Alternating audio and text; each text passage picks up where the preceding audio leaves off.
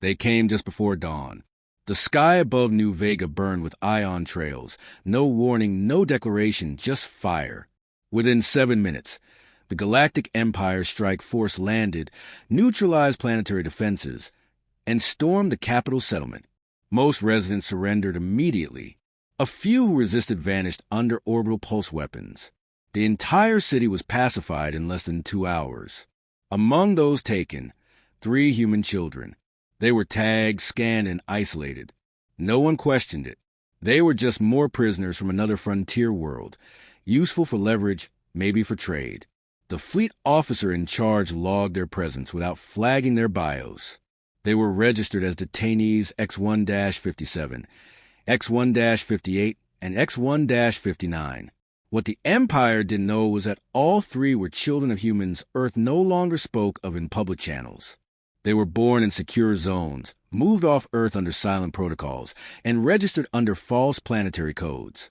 Their guardians were never listed. Their DNA hadn't been linked to anything until now. Station Holofong processed new detainees with mechanical efficiency. Scans were taken. Biotags inserted. Data shipped directly to Central Command on Ordhan Prime. Somewhere in that stream of packets, 3 anomalous genetic markers tripped quiet red flags, but no analyst noticed in time. They were buried beneath priority alerts from a dozen other border skirmishes. The children were placed together in a reinforced cell. They said little. The eldest, a girl of 12, sat calmly, observing patterns in the guard shifts. The boy, 10, slept with one hand tucked into the lining of his uniform, fingers brushing a hidden transmitter no one had found. The youngest, just 7, hummed softly as she counted the screws on the ceiling panel. 1 week passed. On Titan's outer rim, General Adrian Kane stepped off a maglev platform and entered a sealed comms chamber. A code black alert had triggered every silent beacon across his fleet. He hadn't received a code black in 12 years. Not since the Norshan Extermination Treaty. He input the decryption manually. 3 lines of text appeared. Stygian, 7 triggered. Child taken. Initiate protocol void fire. He stood motionless for 3 minutes. Then he shut down every communication node under his authority and disappeared from every human system. On Delta Vesper, General Solomon Ricks walked alone across the cracked glasslands, the weight of exile still fresh despite the decades. A scout drone dropped from the sky and hovered before him. It blinked 3 times, then projected a red triangle. He closed his eyes. He'd warned them. He told Earth the day might come, that someone would be foolish enough to dig too close. And now they had. At the orbital bastion above Ganymede 3, General Maeve called to receive the data key embedded in an asteroidal courier pod. It hadn't been used since the Baryon Wars. She scanned the key. Her daughter's biometric signature flashed across the screen. All of them left. No words. No orders. No trace. On Ordhan Prime, the Imperial War Council convened to review multiple planetary captures. Among the data, a minor officer flagged a discrepancy in the biometrics of 3 detainees. Their stress markers didn't correlate with average juvenile prisoners. Their blood chemistry suggested advanced conditioning, borderline pre-military. The officer filed a request for deeper analysis. It was denied. The council had no time for irregularities involving children. The prisoners were transferred to Holofong, an intelligence facility hidden in the far orbit of a dead star. It wasn't on any official map. No visitors. No messages in or out. Designed for complete control. No escape. But control is an illusion when the enemy is human. The children waited. The eldest watched the guards. 3 rotated every 8 hours. One always lingered longer outside their cell, hand close to his pulse rifle. He was the weak point. The boy listened. Every step on the floor vibrated differently depending on weight, pace, and gear. 2 guards dragged their left foot slightly, wounded or unbalanced. One had a shorter breath pattern, lung scar, or habit. That one smoked. He could be bribed. The youngest didn't need to watch. She just remembered. She had perfect recall.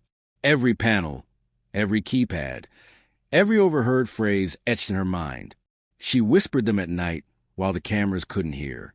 Back on Earth, the Council of Strategic Response received a silent protocol alert. SDYN 7 multiple activation. That hadn't happened before. Ever. The system initiated Omega standby. Earth's defense grid dropped into low power mode, hiding its true capabilities. Civilian traffic was halted in 5 sectors. No explanation was given. People sensed something had shifted. They were right. On the fringe of explored space, a cargo hauler drifted into a gravity well and vanished. It reappeared 6 days later in the orbit of a desert moon, offloading a sealed container. From it stepped Adrian Kane, eyes dead and mind sharp. He began reconstructing his old neural war map. He updated it manually. No AI, no wireless, only instinct. Solomon Ricks activated the Echo clones, deep sleep units he kept hidden inside an abandoned mining moon. Each was a version of himself, trained killers, unbound by law. He deployed them without hesitation. They would sow chaos along Imperial lanes, not to destroy, to distract. Maeve Calder ordered a dozen planetary silos to rise from the seas of Europa's second ocean. She hadn't spoken aloud in months. She did now. One word. Ready? The silos aligned. No targeting data uploaded yet. They didn't need it. Meanwhile, in Hollow Fawn, the children began their game. The eldest tripped a power node near the sanitation unit. It caused a cascade failure that disabled 10 secondary sensors for 13 seconds. In those 13 seconds, the boy mapped the guard's patrol loop using a hidden lens embedded in his jacket collar. The youngest fed false data into security AI using a tooth-mounted frequency modulator. The AI flagged it as a glitch. It wouldn't again. The guard grew suspicious but found nothing. Elsewhere, the generals reconnected, not in person, not over comms, but through untraceable war code embedded into the ancient Terran constellation grid, a dead medium no alien system monitored. They had used it once before, during the silent rebellions. It hadn't failed them then. Kane sent one word, confirm. Ricks answered, active. Calder followed, burn. The Empire remained unaware. They believed the humans were pacified, fractured, focused on internal politics. They didn't know that some humans had never stopped preparing for war. Earth's Unified Command had remained neutral for decades, but the generals weren't operating under Earth. They were something older, something darker. They were from the original Terran warlords initiative, the kind the galaxy thought extinct. The children requested a routine hygiene break. During it, the boy palmed a soap dispenser cartridge and returned with it undetected. Inside the cartridge was a small sliver of memory alloy, a gift from his father hidden in his clothing years ago, in case someone ever tries to cage you. 2 hours later, a janitor bot exploded after rolling over a booby-trapped floor sensor. It wasn't fatal, but it caused Hollow Fawn to go into partial lockdown. The children were blamed, but no evidence was found. Cameras showed nothing. Sound logs were blank. Why? The signal handshake confirmed their location. The moment the data stream confirmed Hollow Fawn's signature, Adrian Kane began deployment. Not a fleet, not an army, but a cascade of micro-operations designed to destabilize every pathway between Hollow Fawn and the central Imperial data clusters. The Empire wouldn't know what had happened until their systems began contradicting themselves. On a barren ice moon orbiting the dark star near Hollow Fawn, Solomon Ricks activated echo cells. Each cell contained an alternate AI war consciousness, detached from Earth's network, built solely for autonomous misdirection. They projected false distress calls, redirected cargo manifests, and scrambled long-range surveillance. Within 6 hours, Hollow Fawn disappeared from the official grid. The Empire rerouted 3 fleets to investigate what they believed was a collapse in Sector E9com's infrastructure. None of them realized the path they were taking was pre-mapped by Kane's predictive war model. Every response, every maneuver, every hesitation, anticipated. Within Hollow Fawn, the children continued operating on clockwork precision.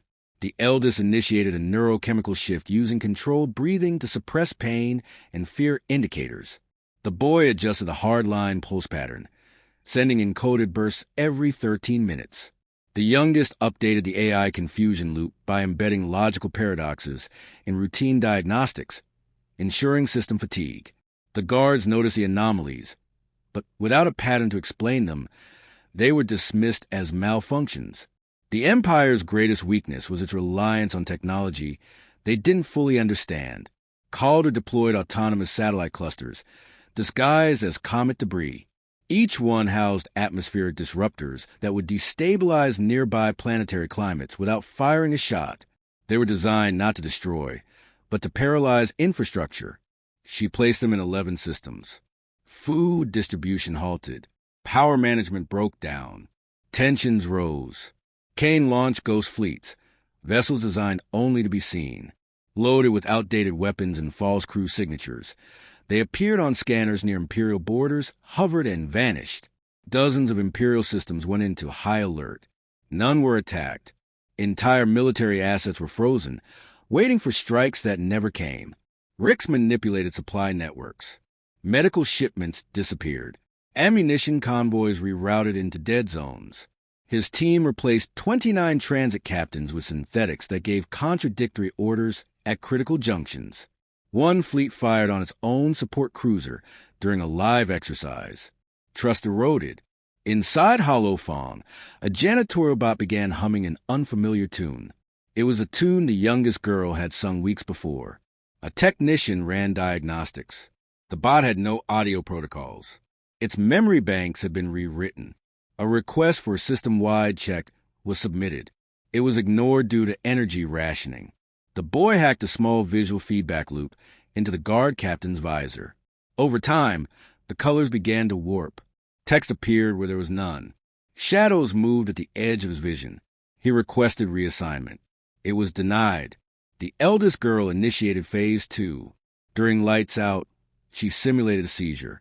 While being restrained, she whispered 3 words into MedTech's ear. They lied again. She said nothing more. The tech ran a psyche eval on himself that night. On Earth, none of this was made public. Earth satellites remained passive. Civilian systems operated under normal routines. But across the defense grid, data began compiling. System collapses, psychological incidents, fleet malfunctions, unexplained AI logic errors. Pattern-matching algorithms highlighted commonalities. All anomalies originated near Holophon. The generals had not yet struck, but the consequences of their preparation rippled. In the Empire's high command, a name reappeared on a threat analysis document: Adrian Kane. It had been buried after his disappearance. His file had been classified beyond top-tier access. The junior analyst that resurrected it was reassigned. 3 Black Ops strike teams were dispatched to Earth-affiliated neutral colonies, assuming they might uncover traces. None returned. Their ships were found with no crew, no logs drifting. Inside each, a single line was etched in the floor of the command deck. One warning.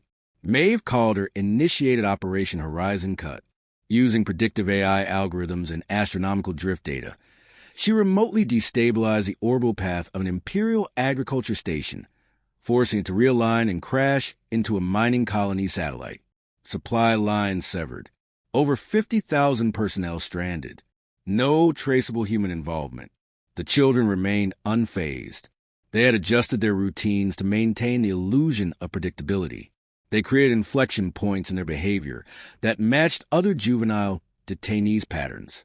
Meanwhile, they used coded Morse sequences tapped out in foot rhythms to communicate. The guard began to feel unease. There had been no official incident, yet morale plummeted. Internal chatter indicated dread. Officers failed to sleep. Rations were left untouched. Something unspoken began spreading, an expectation of something worse to come.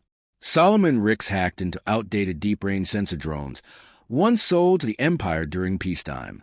He sent them ghost commands. They began transmitting synthetic images.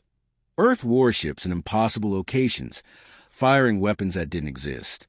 The Empire's war councils debated preemptive strikes, unsure what was real. Calder's satellite network activated pulse disruptors. They didn't explode, didn't destroy, but caused all real-time comms in 9 systems to revert to analog. Messages slowed. Orders were misinterpreted. Panic followed. A captured pirate vessel was found drifting near the outer crescent. Its logs indicated it intercepted a human signal referencing Protocol Children of Flame. The term didn't exist in any database. A black site interrogation team decoded a fragment of the message. All fathers are awake. The term fathers was flagged but misclassified. Inside Holofong, the boy adjusted the pulse rate to initiate the contact phase. A data spike triggered a background subroutine hidden in an abandoned Empire logistics AI from a previous war. That AI woke up and relayed a single compressed message to Kane's nearest asset. It read, "Ready?" Kane activated his displacement grid. It caused a localized gravitational fluctuation near 3 Imperial trade hubs, delaying all traffic by 19 hours. A manufactured delay, but it made Holofong momentarily unguarded, just long enough for human ships to slip into observational range. From orbit, the station looked intact, but the scanners showed anomalies, unusual heat fluctuations, distorted magnetism. One ship transmitted a burst scan toward the children's cell. They didn't respond. They didn't need to. The scan recorded one gesture. 3 fingers raised, then a clenched fist. Confirmation. Maeve's sleeper fleet activated positional locks around nearby systems. She didn't order strikes. She just let their presence become visible. Slowly, just enough for sensors to pick them up. It forced 6 Empire fleets to divert. No actual attack. Just enough to make the Empire act like one was coming. The artificial gravity in Holofong recalibrated, but not before 15 guards collapsed and 6 systems went into temporary fail-safe mode. No external communication worked. No incoming reinforcements arrived. The station's AI initiated internal threat assessment, but found no clear origin. It began rerunning diagnostics in loops, chasing ghosts written in a language it wasn't built to understand. Inside the reinforced block, the children sat with eyes open, back straight. The signal had gone out. Their job was finished. Their parents would do the rest. 3 stealth crafts moved under Holofong's radar horizon, powered by gravitic shadow engines. They emitted no thermal profile, no visible spectrum, and no radio trace. The lead craft adjusted its vector manually. Adrian Kane piloted it himself. He didn't speak. He hadn't since he received the code. No one aboard the craft needed orders. They were all selected from pre-Federation archives. They existed off books for this moment. Solomon Ricks arrived second, having bypassed 3 Imperial pickets using black vectors carved through gravity wells. He didn't need to bring weapons. His ship was a weapon. Its hull was carved with nanoweave armor stolen from a dead empire and retrofitted with resonant scatter fields. Detection was irrelevant. Even if they saw him, they couldn't stop him. Maeve Calder came last, but highest. She descended from a slingshot orbit, redirecting solar wind around her craft's core and dropping like an avalanche toward the target. She'd calculated the angle to be precise within 0.002 degrees.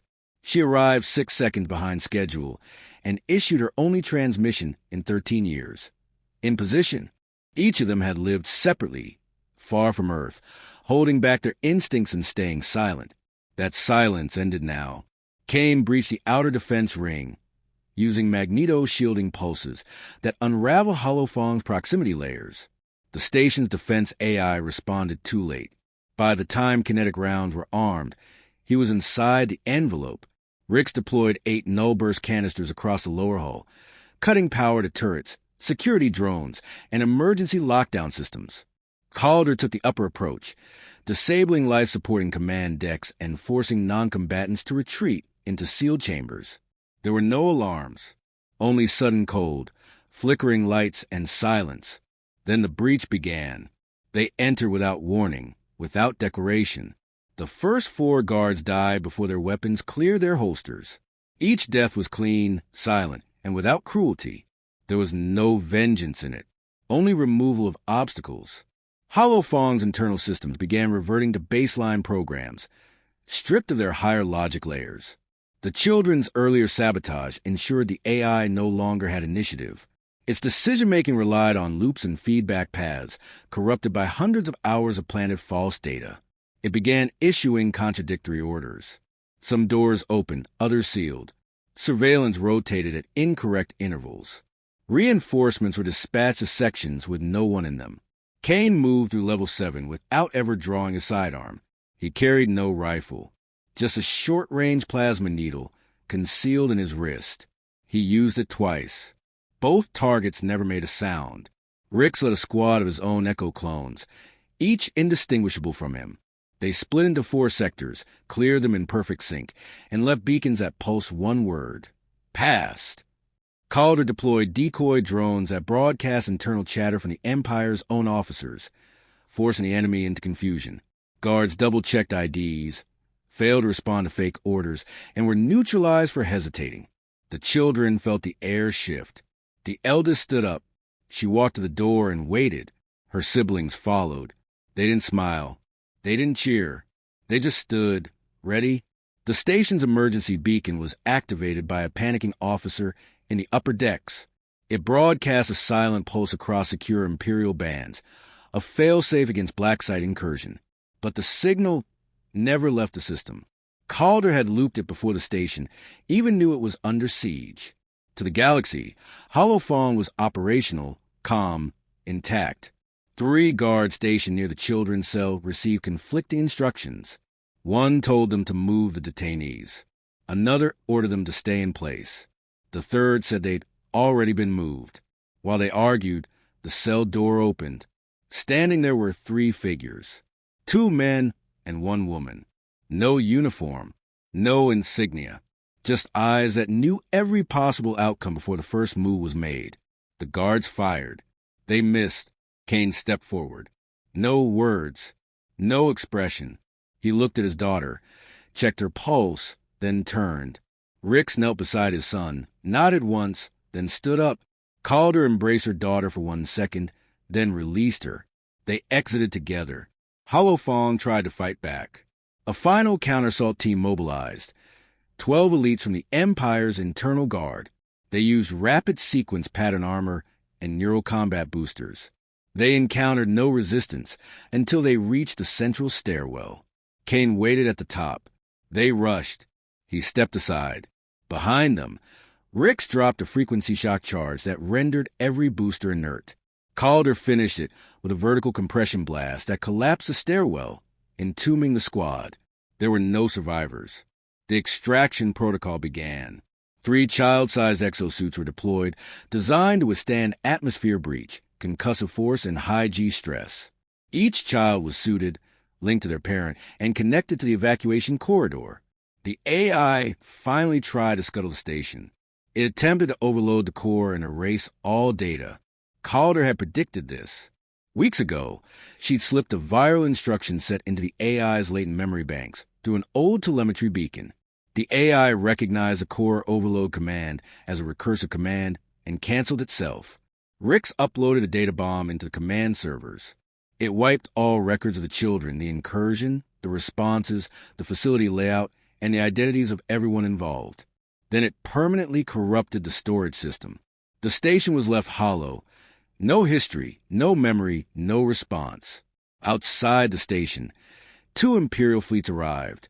Their sensors registered human ships. Orders were issued to intercept, but the human ships didn't run. Kane's ship triggered a deep field mine array deployed 12 hours earlier, before any Imperial vessels had even entered the region. The mines detonated in sequence, not to destroy, but to blind every sensor, every targeting system, every scanner. By the time the blindness lifted, the human ships were gone. Earth never acknowledged the incident. No official statement was released. No declaration of war. No accusation. But in the shadows of Empire space, whispers grew. Across neutral systems, holoscreens began playing fragments of static-laced messages intercepted during the blackout. One phrase was heard again and again, spoken in a dozen languages. They retrieved what was theirs.